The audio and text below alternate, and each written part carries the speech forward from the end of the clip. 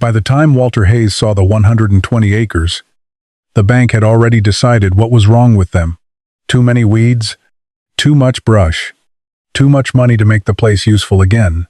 Walter looked through the rusted gate and saw something else. Food. He didn't say that. Not yet. At 68, Walter had learned that land rarely revealed much from the driver's seat. So while the bank manager explained why 3 buyers had already walked away, Walter opened the gate and stepped inside. The weeds swallowed his boots. In places, they reached his waist. Dead stalks from the previous year leaned beneath fresh growth. Thorny brush pushed through sections of failing fence. Young trees had begun occupying ground that cattle once grazed. The manager stayed near the truck. One contractor gave us an estimate to mow it. Walter kept walking. Another buyer priced the fencing and cleanup. Never called back. Walter crouched slowly. His knees complained. He ignored them. He pulled apart the tall stems. Underneath was something the road had hidden. Shorter grasses, broad leaves, dry litter covering the soil. Green growth protected beneath the taller canopy. Walter broke off a leaf and rubbed it between his fingers. The bank manager called after him, "You planning to mow all this?" Walter looked across the field. 120 acres. At his age, mowing it himself would be punishment. Hiring someone else would be expensive. Doing nothing was what had created the problem. No.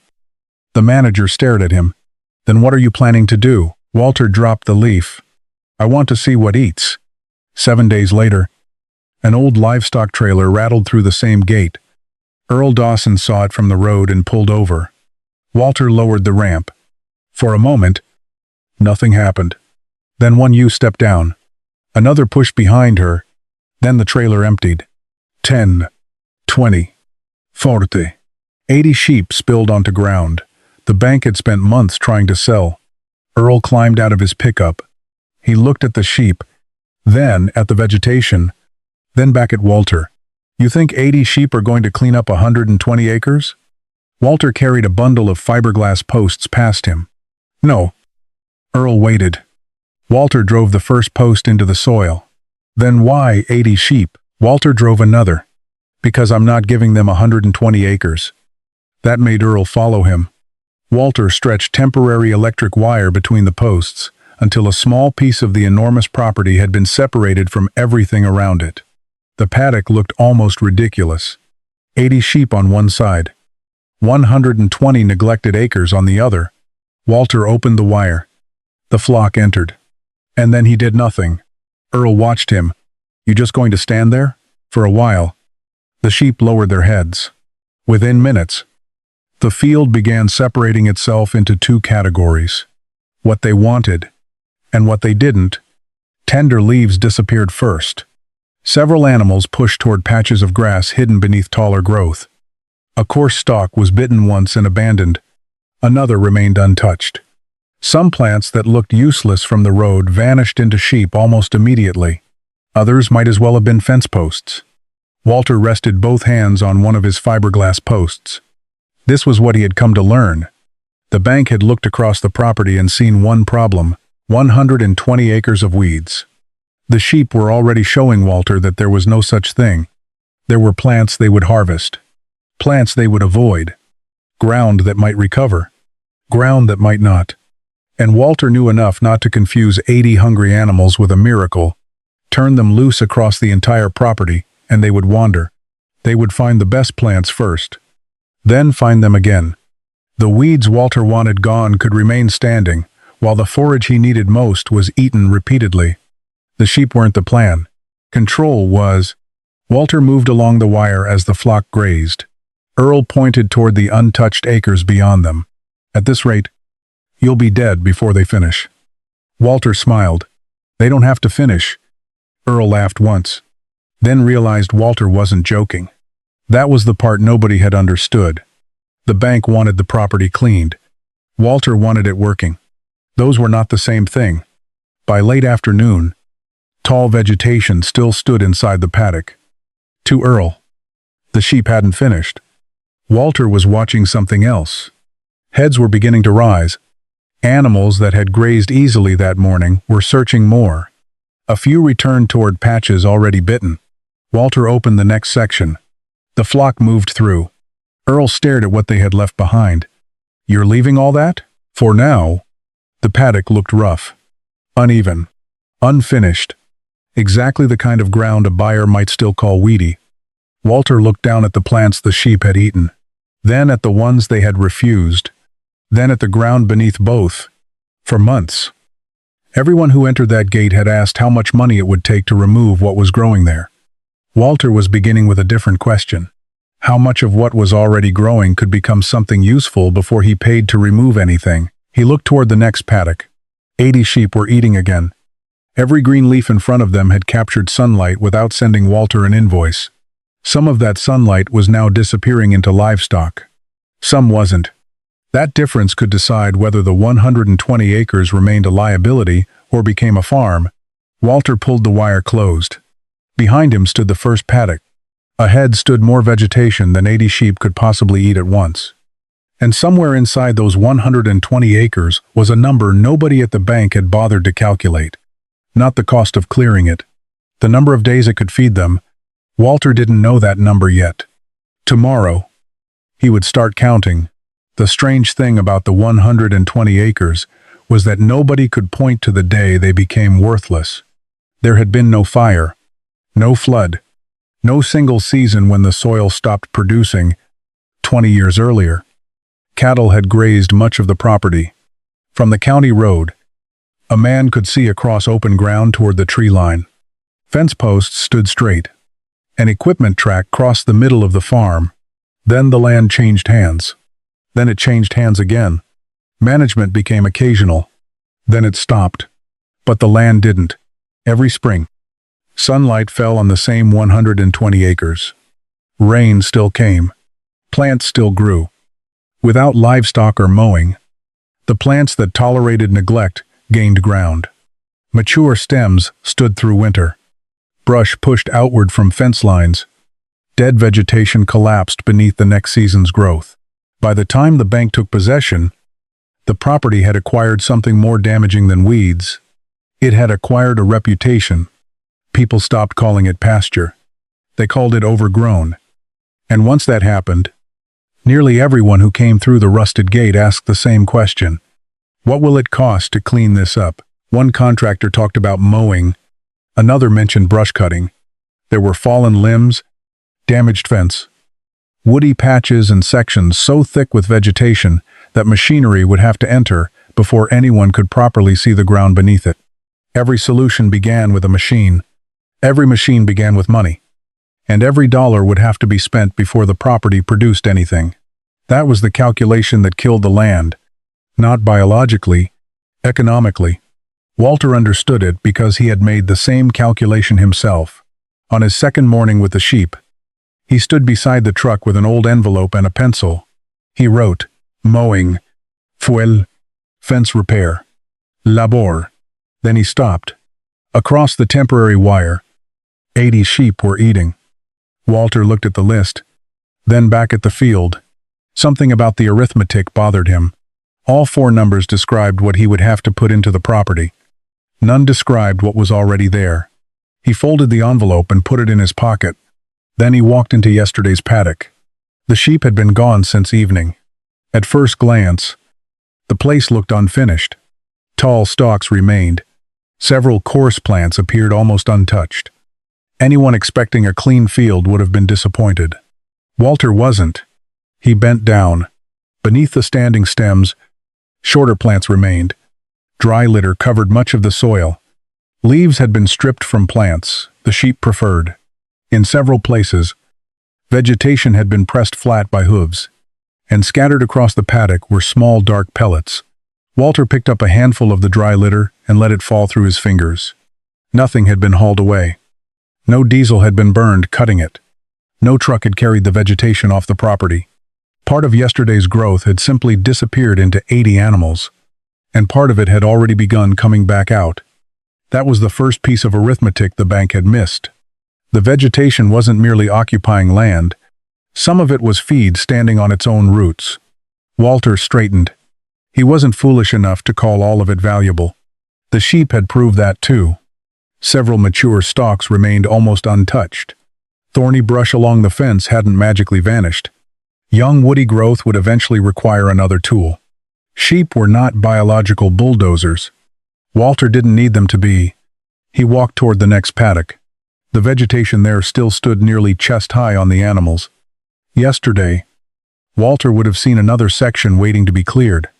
This morning, he saw something else. Breakfast. Maybe lunch. Maybe more. He stopped at the wire. That difference between vegetation as a clearing expense and vegetation as possible feed was small enough to miss from the road. But economically, it changed the question. The bank had looked at 120 acres and imagined a bill. Walter began wondering how many days of feed were standing inside that bill. Earl arrived before noon. He parked beside the gate and stared at the paddock the sheep had left. "You've still got weeds." Walter nodded. "Plenty." Earl pointed toward the tall stems. "Doesn't look cleared to me." "It isn't." Earl looked at him. "I thought that was the point." Walter turned toward the flock. 80 heads were moving through the next section. "No." He pointed toward them. "That was." Earl followed his finger. For a moment, neither man spoke. Walter knew what Earl saw. Sheep eating weeds. Walter was beginning to see a transaction. The land grew something. The animals harvested part of it themselves. That forage supported the flock. The flock returned manure to the same ground. Then Walter moved them before the desirable plants were forced to give too much. There were still costs. There would always be costs. Temporary fencing. Water. Repairs. Minerals. Feed when the property couldn't provide enough. And eventually, some vegetation, the sheep refused, would have to be handled another way. Walter didn't need the land to become free. He needed it to stop beginning every calculation with destruction. That afternoon, he took the envelope from his pocket again. Below the first 4 items, he wrote another line. Days of grazing. He left a blank space beside it. He didn't know the number yet. That was important. Walter wasn't trying to prove the property was valuable before the land had given him evidence. He was changing what he measured. For years, everyone who walked onto those 120 acres had asked, "How much will it cost to remove what's growing here?" Walter had begun asking, "How much of what's growing here can the sheep use before I spend money removing anything?" Those were not the same question, and they would not produce the same farm. Late that evening, Walter moved the flock again. The sheep pushed through the opening toward fresh vegetation. Behind them, the previous paddock remained rough. Ahead of them stood another wall of plants. Walter watched the animals lower their heads. For the first time, he understood why the property had become worthless without becoming empty. It wasn't that the land had stopped producing one. It was producing something nobody had found a profitable way to use. Walter pulled the temporary wire closed. Tomorrow, he would start finding out exactly how much of it the sheep could eat, and how much they couldn't. Because if 80 sheep were going to change the economics of 120 neglected acres, the answer wouldn't come from how much vegetation was standing there. It would come from what the animals chose when Walter gave them the chance. Walter could have rented a tractor. That was what everyone understood. A heavy mower could knock down weeds faster than 80 sheep. In a few days, the property would look cleaner from the road. But Walter had begun measuring something different. A mower could make vegetation disappear. It couldn't turn it into livestock. On the 4th morning, Walter opened the temporary fence, while dew still clung to the leaves. The sheep entered quickly. Within seconds, 80 heads disappeared into the growth. Walter followed slowly. At 68, he no longer confused. Hard work with doing everything the hardest way. His knees hurt on uneven ground. His lower back reminded him whenever he lifted something badly. Spending days wrestling machinery through 120 neglected acres wasn't a plan. It was a bill his body would eventually have to pay. So Walter watched the sheep work, and within 20 minutes, they showed him something a mower never could. They chose. Tender leaves disappeared first. Several animals crowded around broadleaf plants. Others cropped patches of grass beneath the taller growth. Mature stalks were sampled and abandoned. Woody stems along the fence received almost no attention. Walter pulled a notebook from his shirt pocket. He made 2 columns. Ate. Left. Then he started writing. The difference between those columns was the difference between an idea and a system. If the sheep consumed only a small fraction of what grew there, Walter still had a clearing problem, but every pound they harvested themselves represented something he didn't have to cut first, and potentially something he didn't have to buy elsewhere as feed. That was why he had chosen sheep. Not because they could eat everything, because they could turn part of the problem into production. By noon, another pattern appeared. The flock wasn't eating the paddock evenly. They moved from one desirable patch to another. Some plants were bitten heavily while others remained nearly untouched. Walter watched one ewe return to a patch she had already grazed. Then another followed. That bothered him more than the weeds they had left standing. Earl arrived while Walter was shortening the next fence line. "You're making it smaller?" Walter nodded. "Wouldn't it be easier to give them the whole field?" "Easier for who?" Earl looked across 120 acres of vegetation. "For you?" Walter pointed toward a green patch 50 yards away. They'd go there first. Then he pointed toward several coarse plants between them, and walk right through those to get there. Give 80 sheep 120 acres. And they could choose the best plants again and again. Walter couldn't control every bite, but he could control the choices available before the next move. That changed the role of the fence. It wasn't there simply to keep sheep in. It was there to keep Walter in control of where grazing happened. Late that afternoon, he noticed the flock beginning to search. Heads came up more often. Several animals walked the wire. Others returned to plants already bitten. There was still vegetation everywhere. Earl saw another day's feed. Walter saw a warning. He opened the next section. The flock surged through. Fresh leaves waited on the other side. And within seconds, the animals were eating again. Earl stared back at the paddock they had abandoned. "You're leaving all that?" "For now. It still looks rough." Walter drove a post into the ground. "I'm feeding sheep." Earl, not mowing a lawn. Behind them, tall stalks remained. So did leaf material. So did litter covering the soil. The paddock looked unfinished because it was unfinished. Walter wanted it that way. That evening, he unfolded the old property map across the hood of his truck.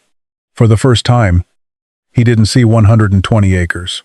He drew a small box, then another, one place to graze, one place to move next, and behind them, land the sheep would not be allowed to touch. Walter wrote one word across the first box, rest. He stared at it longer than he expected.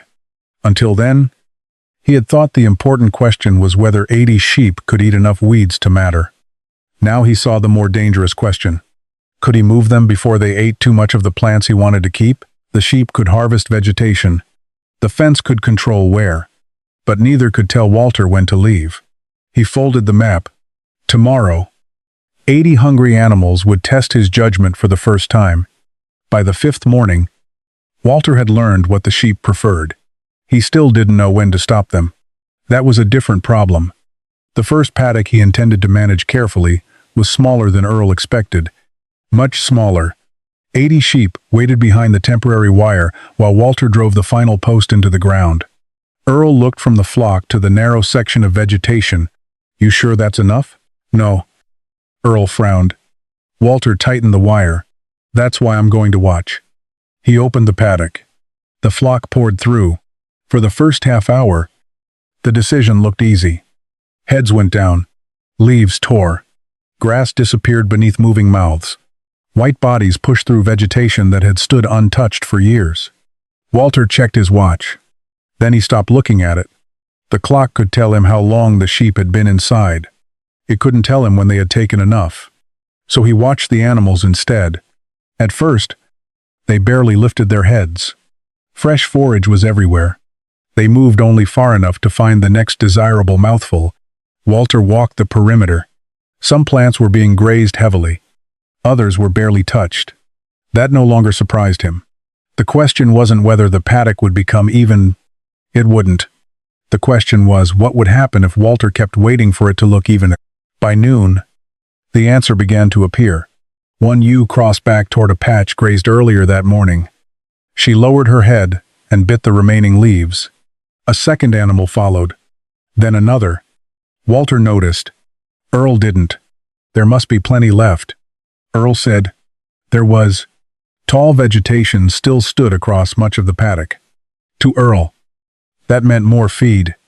To Walter, it meant something more complicated. He stepped through the wire. The sheep had removed much of the material they wanted first. What remained wasn't necessarily the next meal Walter wanted them to take. Some coarse plants stood almost untouched. Beside them, preferred plants had already been bitten. If Walter kept the flock there just to shorten the tall stuff, the sheep wouldn't suddenly forget what tasted better. They would go back to the good plants. That was the trap. A paddock could still look full while the useful forage inside it was already telling Walter to move. Earl pointed toward the standing vegetation. You're not going to leave that, are you? Walter crouched beside a grazed plant. Several leaves remained. He touched one between his fingers. Then he looked toward the coarse stalks towering above it. He could keep the sheep there. By evening, the field might look cleaner. Tomorrow, cleaner still. Anyone driving past would call that progress. But Walter was beginning to understand that appearance was asking him to make the wrong decision. He stood. Open the next one. Earl stared at him. Now? Now. But they haven't finished. Walter looked toward the flock. They've finished what I brought them here to do. He disconnected the temporary line. The first sheep saw the opening. Within seconds, 80 animals surged toward fresh vegetation. Heads went down again. The searching stopped. Walter stayed behind. The paddock looked terrible, at least by the standards everyone else had used. Tall weeds remained. Some plants were hardly touched. The surface was uneven. Dry stems had been knocked down beneath hooves. Small piles of manure were scattered through the remaining vegetation. Walter slowly walked across it. For the first time, he wasn't asking what else the sheep could remove. He was asking what needed to remain.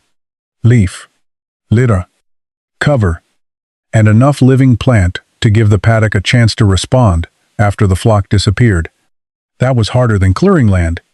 Clearing had an obvious finish line. Keep cutting until nothing stood. Grazing didn't. The best stopping point could look unfinished. Walter took out his notebook. Beside the paddock number, he wrote, "Moved before clean." He stared at the words, then underneath them, "Watch what comes back." That was the experiment now. Not whether sheep could knock vegetation down. Walter already knew they could. He needed to know whether the plants he wanted to keep could rebuild after the pressure he had just applied. For the next several days, he repeated the decision. The exact paddock changed. The vegetation changed. But Walter watched for the same shift. At first, the sheep harvested easily. Then they began searching. Then some returned to plants already bitten. That became his warning. Not a perfect rule. Not yet. Just a signal that staying longer might cost more than it gained. Gradually, the farm split into two landscapes. Ahead of the flock stood vegetation nobody had managed for years. Behind them lay rough, unfinished paddocks where Walter had deliberately stopped. Earl still preferred the land ahead. It looked abundant. Walter kept looking behind. That was where the answer would come from. A week later, he returned to the first paddock. Nothing dramatic had happened. The tall plants were still there. Dry litter still covered the ground. But Walter pushed aside an old stalk and stopped. Near the base of a plant the sheep had grazed. A small green leaf had appeared. He crouched. One leaf proved nothing. Walter knew that. Rain could change everything. Heat could slow recovery. Some plants might respond better than others. But the paddock had begun answering the question he had written in his notebook. Walter touched the new growth once, then stood and walked away. He did not open the fence. That was harder than it sounded. Fresh regrowth was exactly what the sheep would want most. And Walter was beginning to see the danger. The better a paddock recovered, the more tempting it would become to graze again. He looked back at the small green leaf. The first paddock had taught him when to leave. The next lesson would be harder. It would teach him when not to come back. Walter's first mistake happened because the pasture looked good. 3 weeks after the sheep had left the earliest paddocks, fresh green growth was pushing through the old stems. Walter walked the same route every morning. Some sections recovered quickly. Others barely changed. One paddock caught his attention. The sheep had grazed it hard the first time. Yet new leaves had returned faster than Walter expected. Compared with the coarse vegetation surrounding it, the patch looked almost inviting. More important, the sheep noticed it too. Every time Walter moved them nearby, several animals pressed toward that fence. Fresh growth was more attractive than the mature plants standing in front of them. Walter knew what that meant. He also knew what he should do. Wait. But late summer was beginning to tighten the farm. Several paddocks ahead contained more coarse stems than useful forage. Walter was trying to avoid buying additional feed. The flock still had to eat. So one morning, he made a decision that looked perfectly reasonable. He opened the recovered paddock. 80 sheep rushed in. Walter immediately saw the difference. There was almost no searching. The animals went straight to the young growth. By noon, much of it was gone. Earl arrived that afternoon and leaned against the gate. "Now they're cleaning it up." Walter didn't answer. That sentence bothered him, because Earl was right about what the field looked like. It was cleaner. But Walter had begun to understand that a cleaner field wasn't necessarily a healthier one. He walked into the paddock after moving the sheep. The plants that had recently produced new leaves had been bitten again. Some were cropped much closer than during the first pass. There was less standing material between his boots. The sheep had done exactly what animals naturally did. They had chosen the best feed available. Walter had been the one who put them there. He drove a small stake into the ground beside one of the heavily grazed patches. Then he wrote the date in his notebook. A week passed. Walter checked it again. The surrounding, ungrazed vegetation continued growing. The paddock didn't respond the same way. There was regrowth, but it was slower and less convincing than before. Walter crouched beside the stake. That was when the lesson became obvious. His system could fail without a single sheep escaping. The fence could work perfectly. The animals could gain access exactly where he wanted them. And he could still make the wrong decision. Because controlling where 80 sheep grazed wasn't enough, he also had to control when they returned. Walter had treated recovery like a number on a calendar. 3 weeks. Move back. Repeat. But plants didn't own calendars. Heat mattered. Rain mattered. The condition of the plants mattered. The intensity of the previous grazing mattered. Different sections of the same 120 acres could recover at different rates. Walter crossed out the simple rotation schedule he had drawn in his notebook. From that day forward, he stopped asking, "How many days has this paddock rested?" He began asking, "Is this paddock ready?" It was a small change in language. It changed the entire system. Walter began walking ahead of the flock before moving the fence. He examined what was available. He compared recently grazed areas with sections that had rested longer. If a paddock looked tempting but hadn't recovered enough, he kept the sheep out. Sometimes that meant giving them a larger section elsewhere. Sometimes it meant accepting that certain vegetation wasn't useful forage. And sometimes it meant spending money on feed, rather than extracting another meal from land that wasn't ready. That part hurt. But Walter understood the alternative. He could save money today and weaken tomorrow's grazing. By the end of the month, his paper map had changed. There were no longer neat arrows showing the flock moving across the property at fixed intervals. Instead, Walter added dates, notes, circles, and question marks. Good recovery. Too coarse. Leave longer. Do not return yet. The map had become messier. His management had become smarter. One evening, Earl found him standing beside the damaged paddock. "You lose something?" Walter shook his head. "Found something." Earl looked at the thin vegetation. "What?" Walter folded the notebook and slipped it into his pocket. "The sheep aren't the system." Across the field, 80 animals waited behind a temporary wire for Walter to decide where they would go next. He looked at them.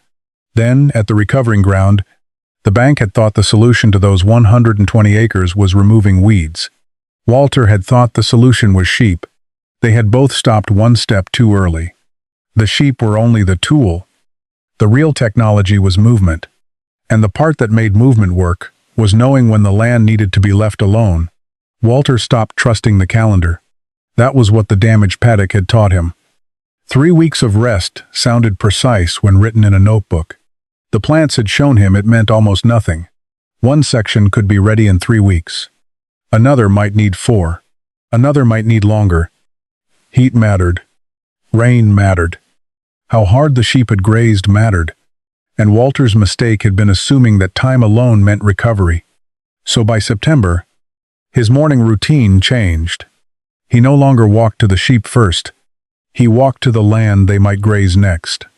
That morning, 80 animals waited behind the temporary wire, while Walter crossed a paddock he had planned to open. The growth looked good from 20 yards away. Green. Tender. Exactly the kind of place the flock wanted. Walter knelt and separated the leaves. Then he stood without opening the gate. Earl watched from the truck. Something wrong? No. Then why aren't you putting them in? Walter looked back at the paddock. Because looking good and being ready aren't the same thing. A month earlier, Walter would have opened it. Now he moved the fence somewhere else. That decision changed the farm more than any single day of grazing. Until then, Walter had been rotating sheep. Now he was managing recovery. He began walking ahead of every move.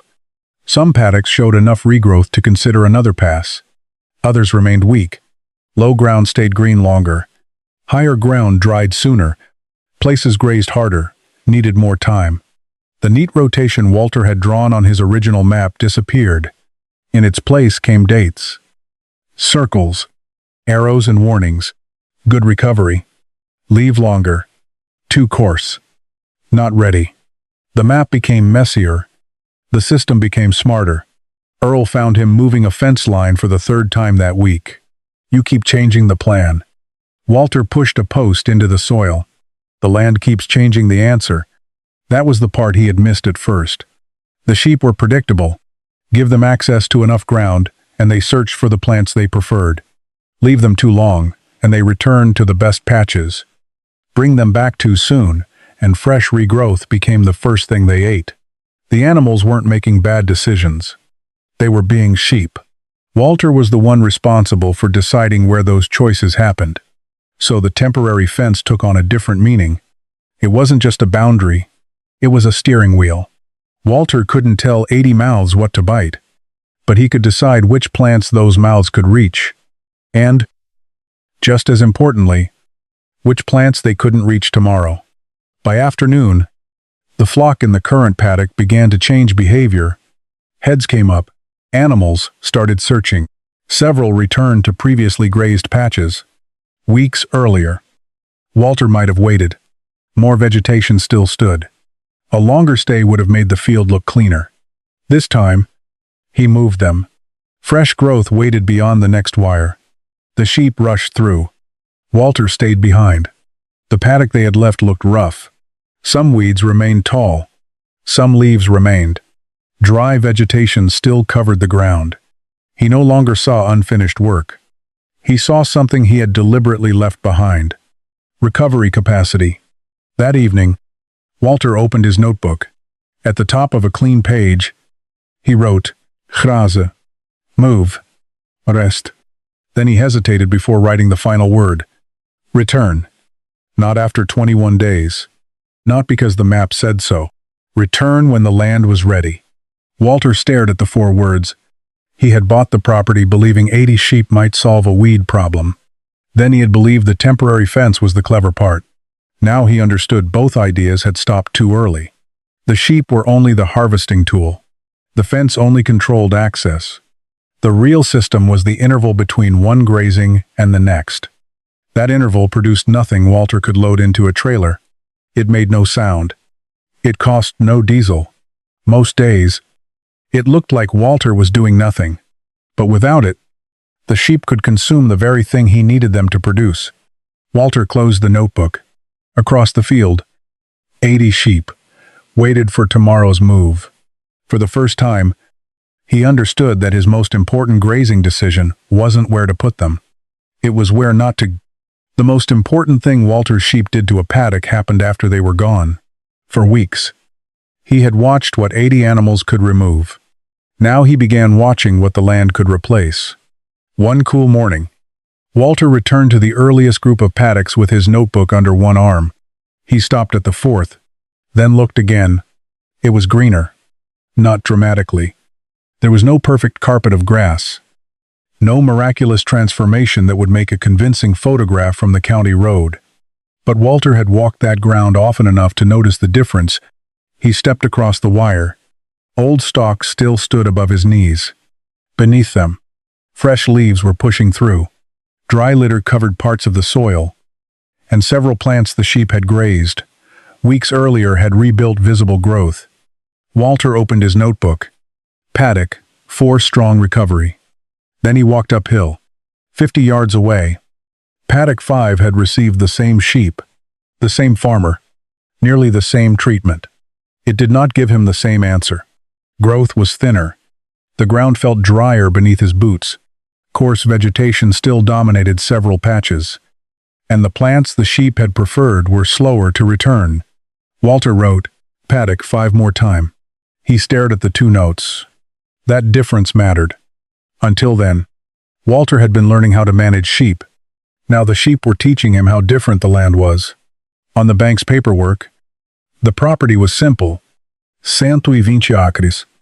1 number, 1 boundary, 1 price. But plants didn't grow according to paperwork. Low ground held green longer. Exposed slopes dried sooner. Some patches recovered quickly after grazing. Others seemed to need every extra day Walter could give them. The property wasn't one pasture. It was dozens of small answers hiding inside the same fence. Earl found him later that morning standing between 2 adjoining sections. "You moving them here?" Walter pointed left. "There." Then right. "Not there." Earl squinted. "They looked the same." Walter smiled. "They did to me too." He walked Earl into both paddocks. In the first, Walter separated the vegetation with his hands. There was enough recovered growth for him to consider another controlled pass. 10 yards away, the second section looked green from standing height. Up close, it told another story. Less useful regrowth. More old stems. More ground visible between plants.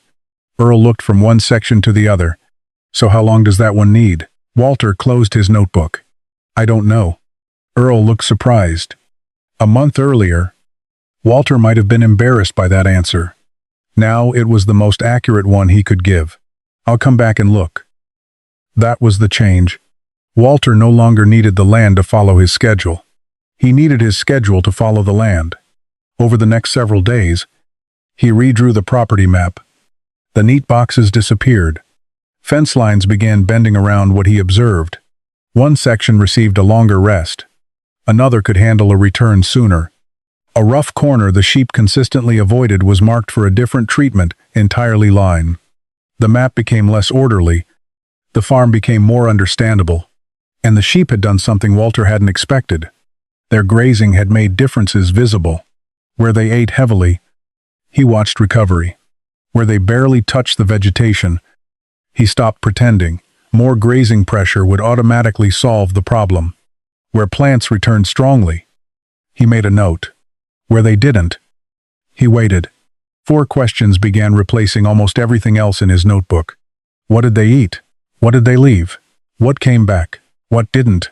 By evening, Walter climbed to the road and looked across the property. There were still weeds everywhere. Months earlier, that view had made the bank see failure. Now Walter saw paddocks at different stages. Recently grazed. Recovering. Ready. Not ready. And some that sheep alone might never fix. For the first time, the unevenness didn't bother him. It was information. The bank had known exactly how many acres it owned. Walter was beginning to know something more valuable. He was learning what each part of those acres could actually do. And the next lesson would come from the plants the sheep kept refusing to eat. By October, Walter had stopped using the word weeds as if it described everything growing on the property. The word was too simple. Every morning, he walked ahead of the sheep with the same battered notebook. He wasn't trying to memorize plant names. He was watching patterns. In one paddock, the sheep moved immediately toward patches of softer, leafy growth. In another, they pushed through tall, mature stems to reach grass underneath. Along one fence line, the same coarse plants remained, standing after every pass. Walter had noticed them before. At first, he'd assumed the sheep would eventually eat them if they became hungry enough. That was a mistake he wasn't willing to make. Forcing animals to stay longer just to make a paddock look clean could mean repeatedly grazing the plants they preferred, while the unwanted vegetation remained. So Walter changed the question. Not, how do I make the sheep eat everything? But, what is their behavior telling me about this field? He began marking troublesome patches on his map. A circle meant vegetation the sheep consistently avoided. A line meant an area that dried faster. A star marked paddocks where desirable growth returned strongly after rest. Soon the old property map looked less like something from a bank file and more like a record of conversations between animals and land. Earl noticed it lying across Walter's hood one afternoon. What are all those marks? Walter pointed toward a rough patch near the eastern boundary. They don't want that. You going to make them eat it? Walter shook his head. No point punishing the sheep because I don't like the plant. That changed how he managed the next rotation. Instead of leaving the flock longer, Walter moved them when the useful forage had been grazed enough. The stubborn plants remained. Some would eventually need cutting. Some might require repeated management at the right growth stage. Some might never be controlled effectively by sheep alone. Walter accepted that. The goal had never been to prove 80 sheep could perform miracles. The goal was to discover where they were the right tool. Several days later, Walter returned to a paddock grazed weeks earlier. He stopped at the edge. The difference wasn't just height. The composition looked different. Certain plants had returned quickly. Others remained suppressed. In one corner, the vegetation was still thin, 20 yards away. Growth was noticeably stronger. Walter crouched and pressed his hand against the ground. Then he looked toward the slope above him. Same grazing rotation. Different result. Months earlier, he might have blamed the sheep. Now he understood the sheep were exposing variation that had always been there. Moisture differed. Shade differed. Previous vegetation differed. The intensity of grazing differed. Even within a single paddock, the land wasn't uniform. Walter wrote another note. Stop treating 120 acres like one field. That sentence became his next rule. He adjusted fence lines around areas that needed longer recovery. He gave the flock less access to patches where they had previously concentrated too heavily. Where undesirable vegetation remained untouched, he marked it for a different treatment instead of sacrificing the surrounding forage, trying to force the sheep to solve it. His management became more precise and, strangely, less aggressive. Walter wasn't fighting the entire property anymore. He was responding to it. One evening, Earl stood beside him, looking across a recently rested section. You still have a lot of weeds. Walter smiled. I hope so. Earl turned toward him. Walter pointed toward 3 patches.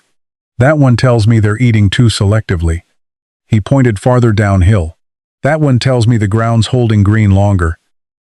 Then toward the rough eastern edge, and that one tells me sheep aren't the answer there. Earl stared across the field again. For the first time, he didn't laugh. Walter folded his map. The plants weren't giving him laboratory results. They weren't magically revealing exactly what was happening underground. They were doing something more useful for a farmer. They were showing him the consequences of his decisions. Graze too hard. And the field answered. Return too soon. And the field answered.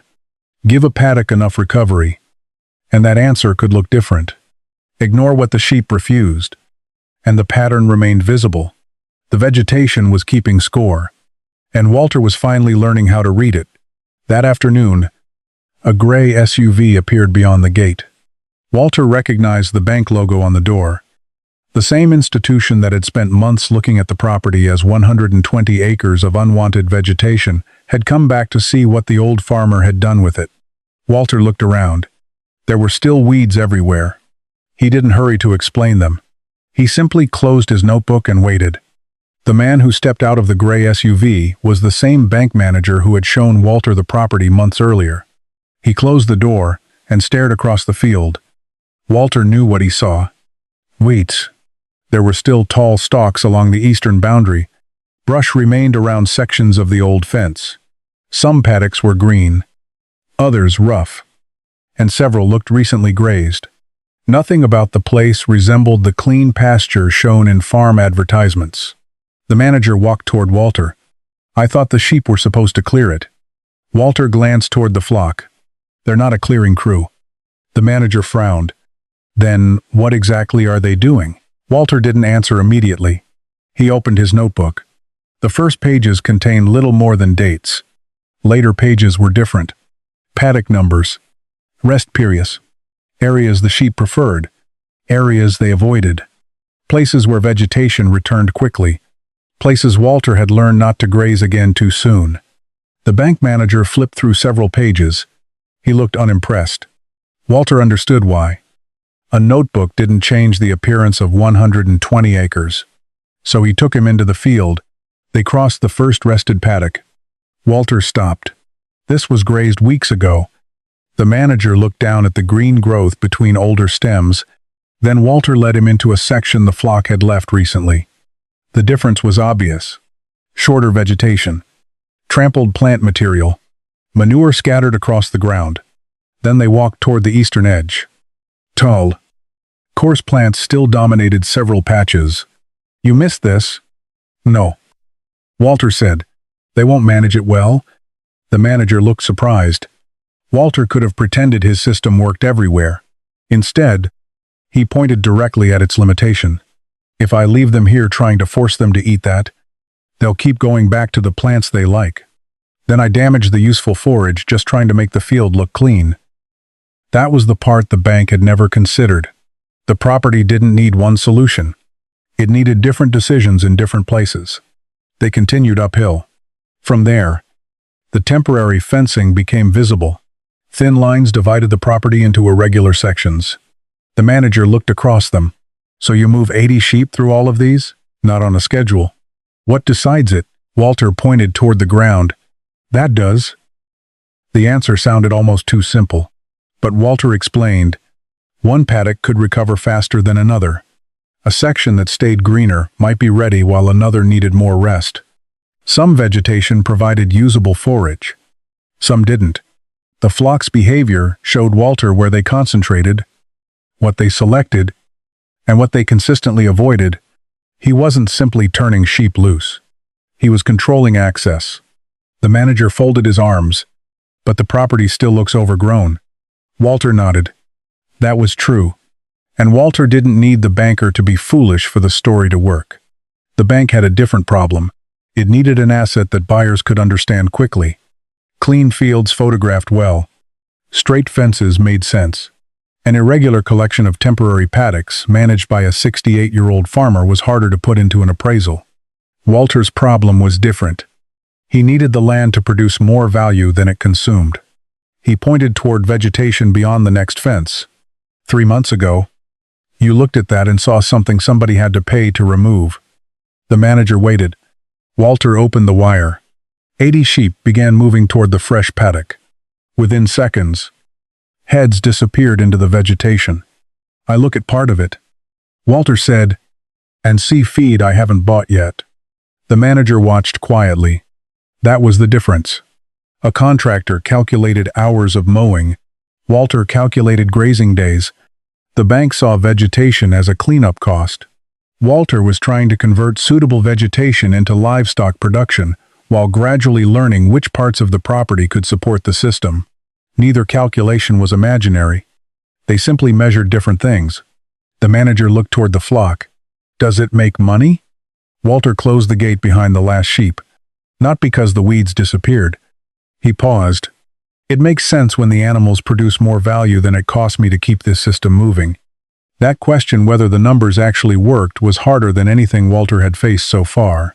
Green paddocks were encouraging. Better management was encouraging.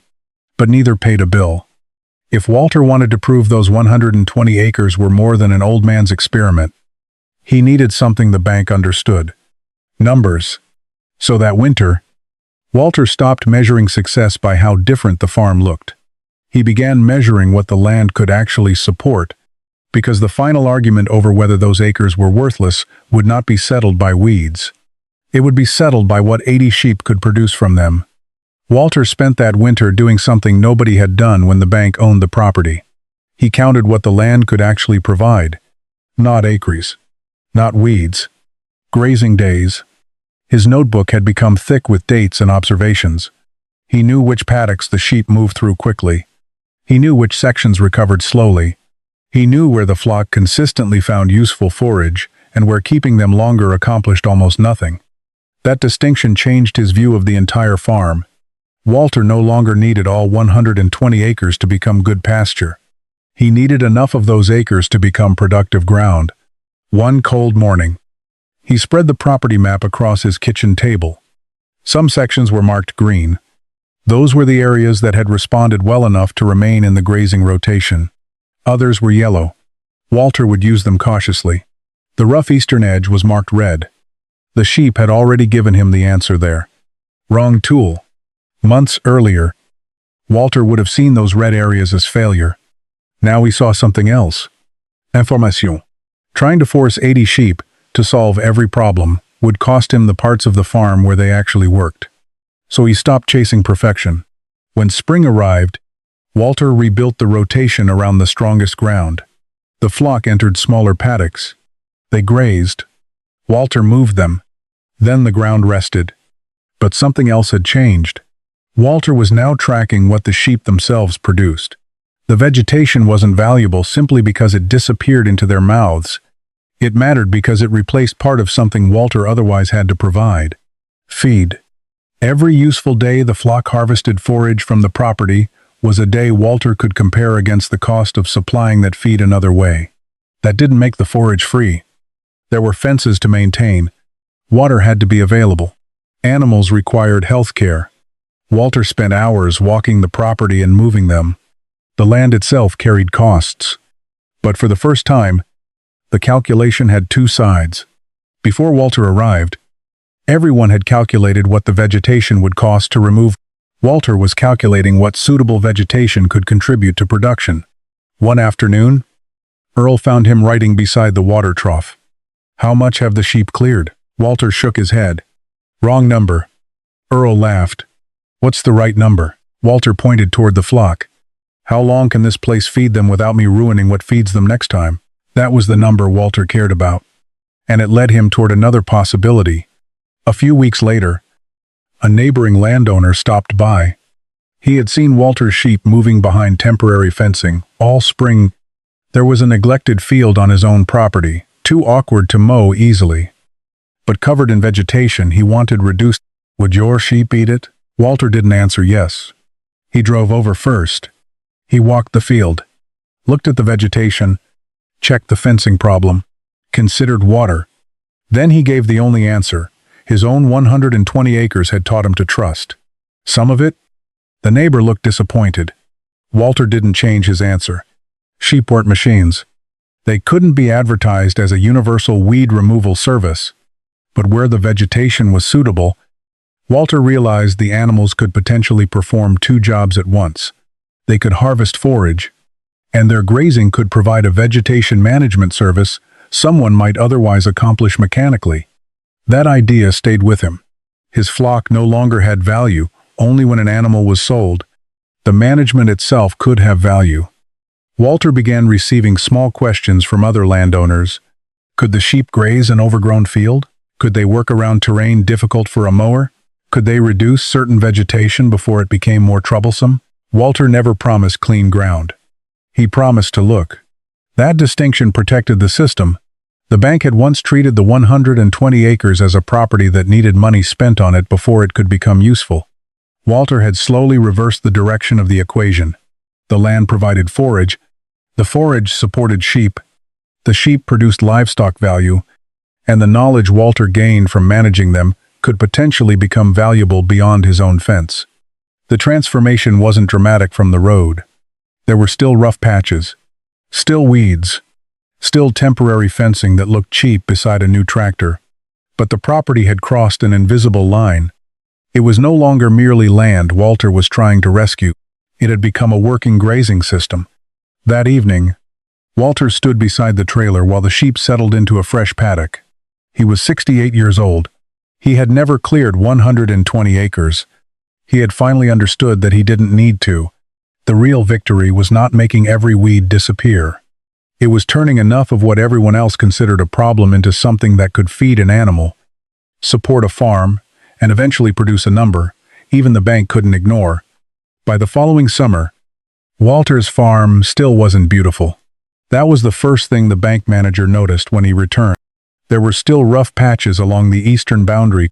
Woody growth remained where sheep had proven ineffective. Some paddocks were tall because Walter was deliberately resting them. But something else had changed. Walter no longer needed to explain the farm with promises. He had records. He pulled the old notebook from his truck. The first pages were stained and disorganized dates, paddock numbers, observations about what the sheep ate and where he had made mistakes. Later pages were different. They contained comparisons. How long particular sections supported the flock, which paddocks could be returned to after sufficient recovery, where Walter had needed supplemental feed, where the sheep consistently refused vegetation, how often he moved temporary fencing, and which parts of the 120 acres were contributing enough forage to remain inside the working system. The bank manager looked through the pages. "So what's the number?" Walter smiled. He had been waiting for that question. Not because there was one magical figure that suddenly made the land valuable. There wasn't. Walter had learned enough by then to distrust simple numbers. Instead, he unfolded the old property map across the hood of the truck. "When you owned this," Walter said, "you had 120 acres?" The manager nodded. "I don't." Walter pointed to the green sections. "I've got ground that can support part of the grazing rotation." Then the yellow. "Ground I use carefully." Finally, the red areas. "And ground where sheep aren't the right answer?" The manager studied the map. Walter wasn't claiming he had transformed every acre. That made what he showed him next harder to dismiss. The useful land now had a function. Vegetation became forage. Forage supported livestock. Livestock became something Walter could sell. And the manure deposited while grazing returned part of what the animals consumed to the same landscape. It was not a closed system. Walter still had expenses. Winter feed, minerals, veterinary care, water infrastructure, fencing, labor. The sheep hadn't made farming free. They had changed where part of the value came from. Walter pointed toward a paddock where the flock was grazing. "Remember what the contractor saw out there?" The manager nodded. "Clearing." "Right." Walter looked at the sheep. He put a cost against everything standing. Walter tapped his notebook. "I started putting some of it on the other side of the ledger." That was the number that changed the argument. Not the resale value of the property. Not some spectacular increase in appraisal. Productive days. Days when suitable vegetation growing on land nobody wanted could contribute feed to animals that had economic value. The bank manager looked toward the eastern boundary. "But you still have to clear that." "Some of it?" Walter didn't hesitate. "And some of it may stay rough." The manager looked at him. That answer would have embarrassed Walter a year earlier. Now it represented everything he'd learned. A working farm didn't require every acre to look identical. It required Walter to know what each part was good for. A few minutes later, Earl drove up. He climbed out and looked at the two men beside the map. "You showing him your weeds?" Walter laughed. "No." He pointed toward the flock. "Showing him what they produce." The manager closed the notebook. For months, the bank had been right about one thing. The property had been difficult to sell in the condition it was in. Where the bank had been wrong was assuming the condition described the land's only possible use. Walter had changed that use. Not with one enormous intervention, with hundreds of small decisions. Move the fence. Watch the flock. Leave enough behind. Wait. Return only when the ground was ready. Except where sheep didn't work. Repeat. The bank had wanted one expensive solution to 120 acres. Walter had built a system from thousands of inexpensive observations. Late that afternoon, he moved the flock again. The bank manager stayed to watch. Walter pulled one post, then another. He opened the temporary line. 80 sheep flowed into the next paddock. A year earlier, the same scene had looked almost ridiculous.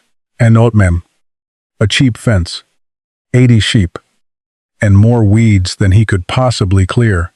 Now the manager understood what Walter had understood much earlier.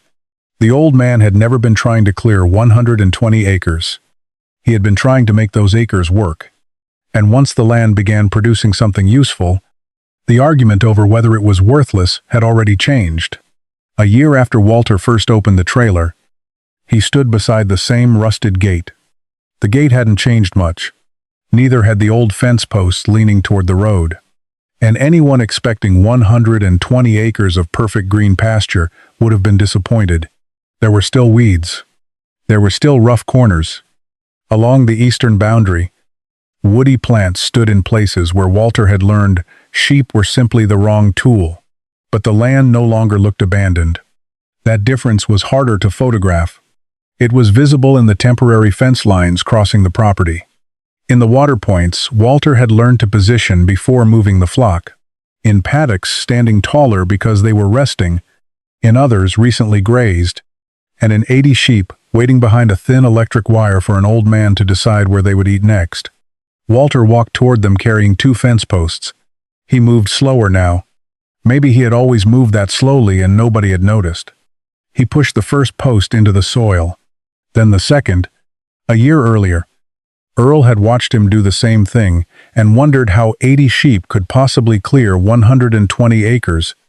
Now Earl understood why Walter had never answered the question the way people expected. Walter had never cleared the property. He had learned to manage it. He opened the line. The flock moved. At first came only a few sheep. Then the rest followed. White backs flowed through the opening and spread into vegetation that had been resting since the previous grazing. Heads went down. Leaves began disappearing. Walter closed the fence behind them. Then he did what he'd done hundreds of times during the previous year. Nothing. He leaned both hands on a post and watched. That simple image contained almost everything the property had taught him.